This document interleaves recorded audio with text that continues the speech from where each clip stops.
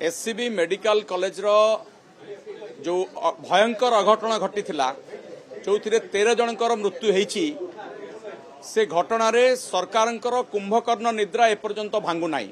आज को 5 दिन हो गला सरकार जो माने दोषी बा जो माने जहांकर अवहेला पई ए दुर्घटना घटी से तांका विरुद्ध रे कौनसी कार्यानुष्ठान ग्रहण करा जाउ नाही। सरकार काहाकू डरुछंती? जने सुपरिटेंडेंट अच्छंती जहांकर योग्यता नाही तांको आनिकरी कार्यकारी सुपरिटेंडेंट करा जायछि। तांकर अवहेला सर्वाग्रे रही समस्ते जानिछंती जे से जने अयोग्य अपारग सुपरिटेंडेंट तांको घंटो घोड़ा जाउछि तांको ऊपर भी कार्यानुष्ठान हो नाही। आमे गोटिए कथा विरोधी दल भाव रे ओडिशावासी आगे रखा चाहूँ जे ये सरकार खाली अपारग नुहे गोटे अभिशप्त सरकार आसी ओडिशा को।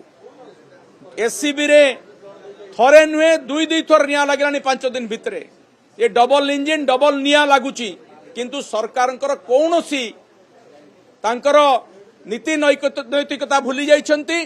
कौनसी कार्यानुष्ठान से नौना कि निजे मध्य यार उत्तरदायित्व नौना ता विरुद्ध रे तार प्रतिवाद करिकरी आज को 4 दिन हला आमे विधानसभा से प्रतिवाद करूछु। आमे दाबी करिछु स्वास्थ्य मंत्री इस्तीफा दियंतु। जो माने क्रिमिनल नेग्लिजेंस करिसंती ये गोटे हत्याकांड आपण याको केवल दुर्घटना सीमित करि परिबे नाही।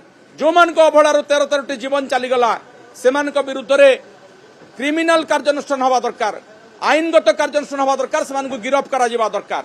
जो पर्यंत सरकार एटा करू नाहंती, जो पर्यंत घंट घोड़ौचंती से पर्यंत विरोधी दलर आम बिजु जनता दलर प्रतिवाद जारी रहिबा।